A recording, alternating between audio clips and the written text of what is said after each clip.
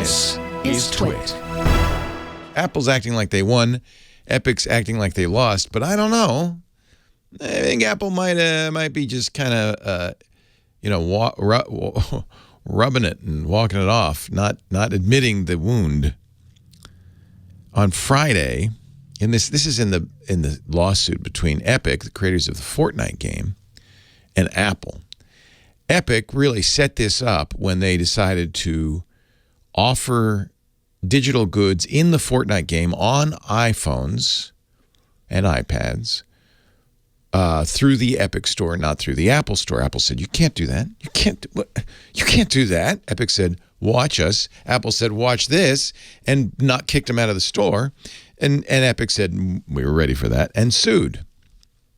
That's the story so far.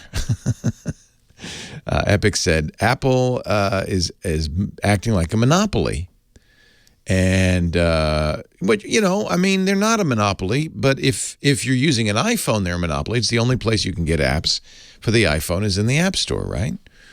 You can get web apps, but Apple's kind of lukewarm in its support for web apps, even though that's how the iPhone started. And they want you to buy stuff in the store. Their argument is that makes it safer, more secure, more reliable.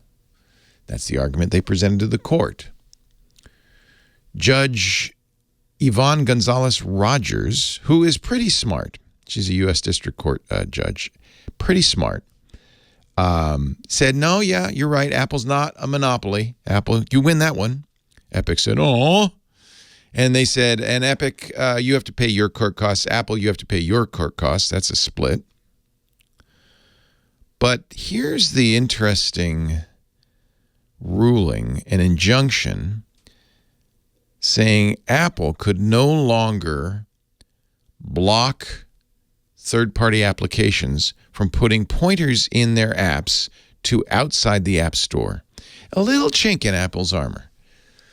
Epic could, for instance, put a button or a link in Fortnite that says, to buy cool new costumes for your player, click this link and it'll go to the Epic Store on the web. You buy it there and it'll appear in your game. Apple has prevented that. Apple has up to now said you can't even mention that. If you're Amazon in the Kindle app, you can't even mention that. Oh, by the way, if you want to buy books, you got to go to the app. You got to go to the web, rather. You got to go buy this from Amazon.com. You can't buy them in the Kindle app.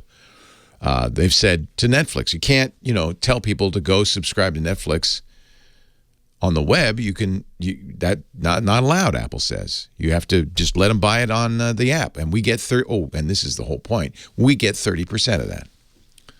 Well, the judge said, nope, can't stop them. The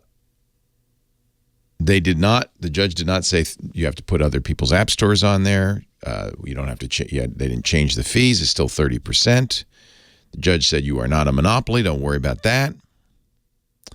The ruling says Apple must let developers communicate with customers, quote, and this is where it's all going to come down to, this sentence, through points of contact obtained voluntarily from customers through registration within the app.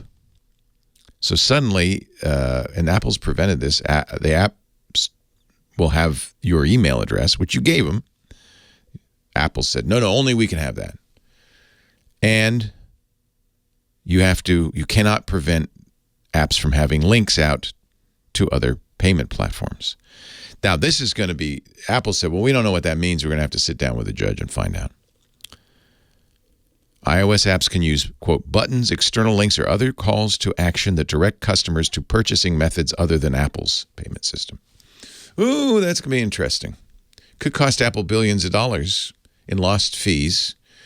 Apple has always said, look, we made this beautiful thing, the phone, and we made this beautiful store for developers, and all we ask is 30%. And by the way, I should point out, that's what Microsoft charges apps in the Xbox store. That's what Sony charges apps in the PlayStation store. It's kind of the going rate. And in the old days when software, you'd put it in a box with floppy disks and you'd put it on a store shelf. If you buy software at Staples or Office Depot, chances are they're taking at least half of the revenue, more than 30%. So 30%, Apple says, well, that's not unheard of. It's the going rate, and it's fair for what you get. And the judge has not said that's not the case. She didn't say, oh, no, you can't take that cut. She also didn't force Apple to let Fortnite back in. Fortnite is still not going to be on the App Store. This will be interesting. I think this might be the beginning of something. South Korea, by law, says Apple in South Korea has to offer other in-app payments or allow others to do so. I just mentioned that because, Apple won't say anything about it on Tuesday. That will not be a topic of conversation on Tuesday.